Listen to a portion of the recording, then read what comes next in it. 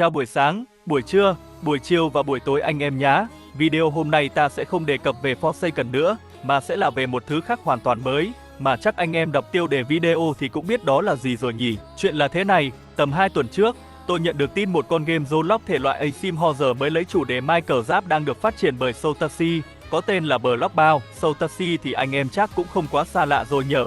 Ông là người làm của concept Skin Quadrant, Skin Admin Dolly với bản remake cho Skin White Pumpkin đấy. Thì nói chung, phải thành thật mà nói thì tuổi thơ của tôi gắn liền với Minecraft rất nhiều. Do thế mà ngay khi lần đầu tôi xem được teaser và vài đoạn lead của Blockbound, tôi đã rất trông ngóng ngày con game này được ra mắt.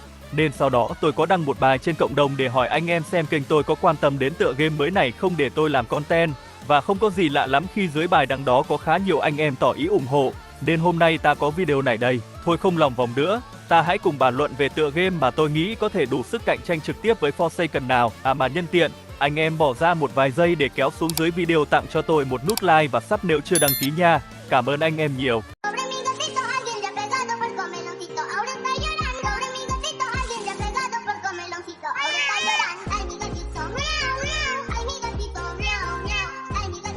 Chúng ta hãy bắt đầu từ những dự định ban đầu của Soultacy dành cho tựa game của mình đi. Soultacy bắt đầu mọi thứ bằng việc giới thiệu một sơ đồ bố cục đơn giản về những dự định của anh dành cho Blockbound. Chủ yếu là anh muốn nghe góp ý và phản hồi của mọi người trong cộng đồng ra sao, rồi từ đó điều chỉnh và cải thiện lại. Đầu tiên sẽ là về các bản đồ trong game. Như chúng ta có thể thấy, Soultacy dự định đưa vào Blockbound những bản đồ sẽ lấy cảm hứng từ các khu vực khá nổi tiếng trong Minecraft như Bastion và Ancient City, nhưng đặc biệt là cũng sẽ có những bản đồ độc đáo sẽ được lấy cảm hứng từ các video anh RG.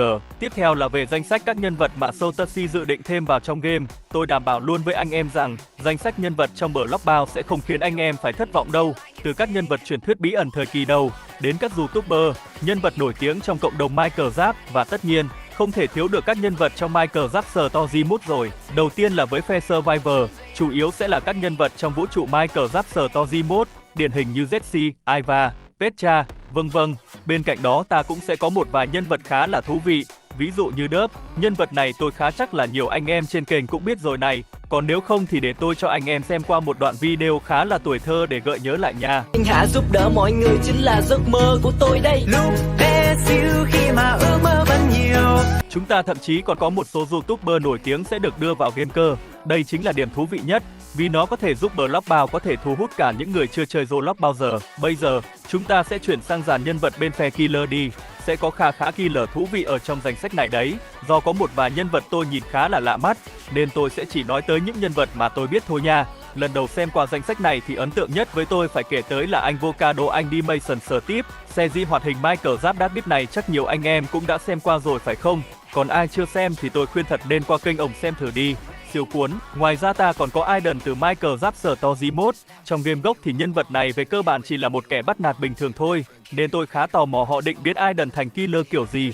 Và tất nhiên là Rome ông cũng có trong danh sách này nốt, cũng không bất ngờ gì mấy. Cùng với đó là Forgon trong mấy mốt kinh dị, chắc anh em cũng biết rồi ha. YouTuber Minecraft bên Việt Nam mình làm cũng nhiều phết. Quadrant cũng góp một chân vào làm killer cho tựa game này luôn, do không còn bị hạn chế trong việc chỉ là skin concept cho Get 666 nữa. Nên tôi khá tò mò là Soultacy sẽ cúp killer Quadrant ra sao trong Blockbound đây. Cuối cùng là nhân vật vừa đáng chú ý vừa đáng nguyền rủa nhất trong danh sách killer này, Grotex Steve. Nhưng may mắn cho chúng ta là nhân vật này đã bị Soultacy loại bỏ vĩnh viễn rồi.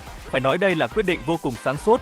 Nếu anh em biết về nguồn gốc của Grotex Steve thì cũng sẽ có suy nghĩ giống tôi thôi. Chắc anh em đang tò mò tại sao không thấy Herobrine trong danh sách này phải không? Không cần phải lo đâu. Lý do hắn không xuất hiện trong danh sách là vì Herobrine đã được xác nhận sẽ là killer khởi đầu của Blockbound. Tất cả chiêu thức của hắn cũng đã được hoàn thiện xong cả rồi. Nói chung Herobrine hiện tại chính là nhân vật được hoàn thiện nhất trong game đây. Đúng là huyền thoại lâu đời nhất của Minecraft thì được đối xử khác hẳn. Thôi thì ta hãy cùng xem sơ qua bộ chiêu của Herobrine nào. Đầu tiên, chúng ta sẽ xem qua chỉ số của hắn trong game. Ai tinh ý thì có thể nhận ra ngay là phần chỉ số này có một chút tương đồng với các killer bên Forsaken. Herobrine sẽ có 110 thể lực, tốc độ đi bộ là 7.25, ở tốc độ chạy là 27.5 và đòn đánh thường của hắn sẽ gây ra 22 sát thương. Nhìn chung, đây là những con số khá ổn định, cho phép hắn có thể đuổi kịp hầu hết các survivor trong game mà không cần phải phụ thuộc quá nhiều vào chiêu thức của mình. Từ phần mô tả, chúng ta có thể thấy hắn được thiết kế như một killer lén lút. Herobrine sẽ có cho mình một nội tại và 3 kỹ năng chính. Đầu tiên là nội tại của hắn, Thunderfog, từ trong sương mù. Về cơ bản nội tại này sẽ khiến toàn bộ bản đồ bị bao phủ trong một làn sương mù dày đặc. làm giảm đáng kể tầm nhìn của các Survivor trong game. Nếu có Survivor đứng nhìn từ xa về phía Hezoberjai, thứ duy nhất mà họ có thể nhìn thấy được sẽ chỉ là đôi mắt phát sáng của hắn ẩn hiện trong màn sương. Một cơ chế thật sự rất thú vị và hoàn hảo cho nhân vật này. Hezoberjai sẽ có một hiệu ứng đặc biệt mà chỉ mình hắn mới có thể gây ra được cho các Survivor, giống như hiệu ứng xuất huyết của Get 666 hay độc từ đòn đánh thường của một X bên Forsaken vậy.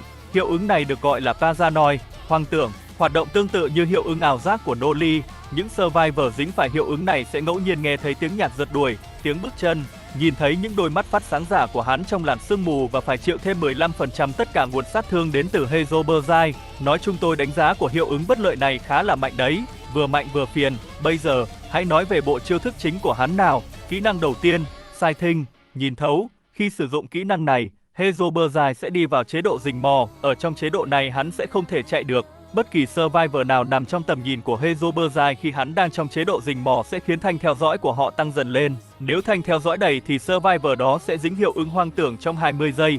Nếu trong quá trình rình mò mà Survivor có thể thoát khỏi tầm nhìn của Hezoberjai thì thanh theo dõi của họ sẽ giảm dần lại về không. Kỹ năng tiếp theo, Locking, ẩn nấp. Khi Hezoberjai sử dụng kỹ năng này hắn sẽ đi vào dạng tàng hình, ngoại trừ đôi mắt. Đồng thời khi tiếp cận gần Survivor cũng sẽ không có nhạc truy đuổi nổi lên. Đổi lại là tốc độ chạy của hắn sẽ giảm xuống chỉ còn 18. Tuy nhiên, nếu Hezoberjai đang ở gần một Survivor đang bị dính hiệu ứng hoang tưởng, hắn sẽ có thể dịch chuyển tức thời ngay lập tức đến chỗ Survivor đó. Cuối cùng là In Your Head, trong đầu ngươi.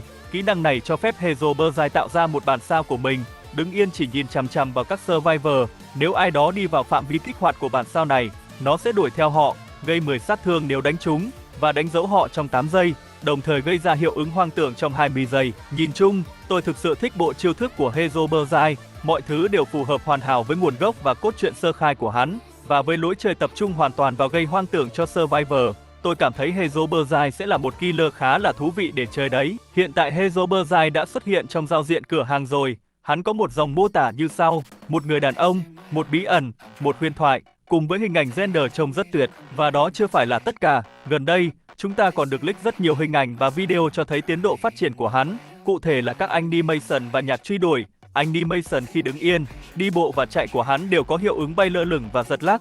Nhìn ngầu vờ lờ anh em ạ. Và nhạc rượt đuổi thì tôi sẽ để anh em nghe thử và đánh giá nha.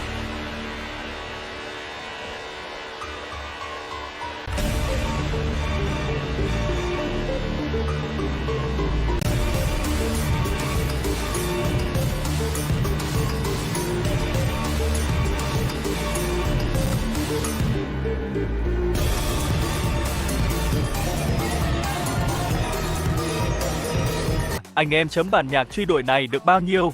Bình luận cảm nghĩ của mình dưới phần bình luận để tôi còn biết nha. Một chi tiết thú vị cuối cùng là có vẻ như Hezoberjai sẽ có cả skin Mansiton ngay sau khi tựa game được phát hành, và khả năng cao là tất cả Survivor nào ra mắt chung với hắn cũng sẽ thế. Bây giờ, hãy nói về các Survivor nào. Thật lòng mà nói, mọi thứ trông rất hứa hẹn. Theo như hình ảnh được leak ra thì hiện tại có 2 nhân vật Survivor đã xuất hiện trong giao diện cửa hàng rồi, và đó chính là Jesse và Steve. Mà trước hết thì tôi phải nói qua về của giao diện cửa hàng này mới được.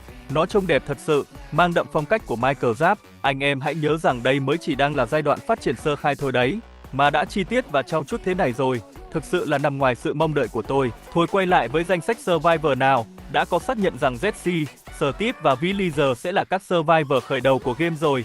Riêng với Steve, tôi có nghe nói rằng sẽ có Survivor có cơ chế chế tạo và khai thác được tích hợp vào kỹ năng của họ. Và quá rõ ràng rằng Steve chính là nhân vật được đề cập ở đây rồi. Bộ chiêu về chế tạo và khai thác hoàn toàn phù hợp với đặc điểm của Steve trong Michael Giáp. Đây là một cơ chế rất mới lạ trong thể loại Asim Horror, nên tôi khá tò mò không biết họ sẽ cúp bộ chiêu của Steve ra sao đây. Giờ chỉ có thể chờ đợi mà thôi. Ngoài hình ảnh render trong cửa hàng và phần mô tả ra, chúng ta chưa có thông tin gì về bộ chiêu đầy đủ của Jesse và Steve. Nhưng một điều khá là thú vị là chúng ta đã được cho thấy skin Mansiton 4 của Jesse rồi. Hay tôi nên gọi theo một cách khác là skin Advancement 4, vì cách gọi Mansiton đã chính thức được đổi thành Advancement rồi, để tạo sự khác biệt về cách đặt tên skin thành tựu với bên Forsaken. Tôi chưa chơi Michael Giáp Story Mode bao giờ nên cũng không biết phiên bản skin Advancement 4 này của Jesse được lấy cảm hứng từ đâu. Nhưng về mặt hình ảnh thì nó trông rất tuyệt. Chuyển sang bộ chiêu thức của Survivor thôi. Bộ chiêu được mô tả đầy đủ duy nhất mà chúng ta thấy cho đến nay là của Villager. Các chỉ số anh dân làng của chúng ta sẽ như sau: 100 thể lực, tốc độ chạy là 26, tốc độ đi bộ sẽ là 12 và máu thì là 16. Anh em đừng lo, 16 máu ở đây chỉ là một cơ chế lấy giá trị trái tim trong Minecraft mà thôi, nó không giống như giá trị máu bên Forsaken đâu. Để lấy ví dụ cho anh em dễ hiểu, Hezoberjai dự kiến sẽ gây ra khoảng 3 tim máu sát thương với mỗi cú đánh thường của hắn. Dựa trên mô tả,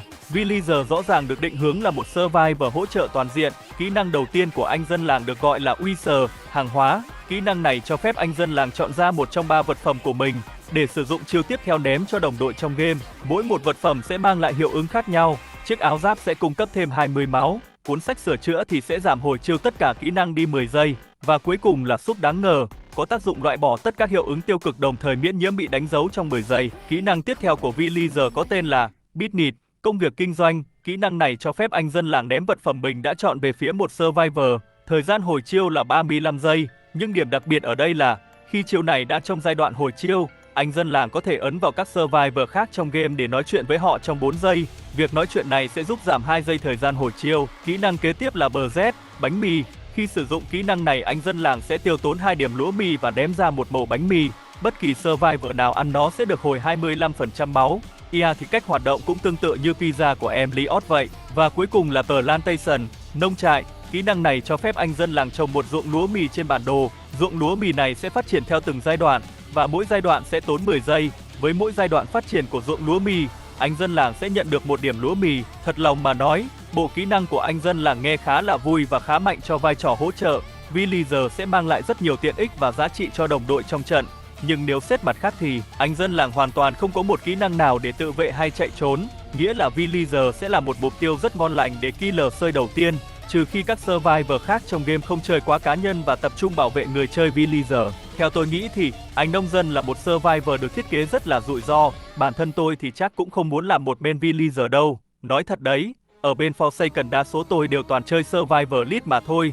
Do những nhân vật này thường được thiết kế có thể tự chơi tự sống mà không cần quá phụ thuộc vào đồng đội. Nhưng phải thành thật mà nói, nếu các survivor trong trận có thể phối hợp cùng nhau, thì anh dân làng sẽ tạo ra tác động rất lớn và gây ra vô cùng nhiều khó chịu cho killer. Cho đến nay, từ tất cả những gì chúng ta đã được thấy, tựa game này mang trong mình rất nhiều tiềm năng. Danh sách nhân vật toàn là cái tên đình đám và huyền thoại một thời mà thôi. Các bộ chiêu được thiết kế cũng vô cùng khớp với nguồn gốc và cốt truyện của từng nhân vật. Animation và mô đồ của các nhân vật trong game cũng tuyệt vời không kém. Anh em biết Sotashi rồi đấy, bờ rỗ này vô cùng trau chuốt vào mấy cái này mà.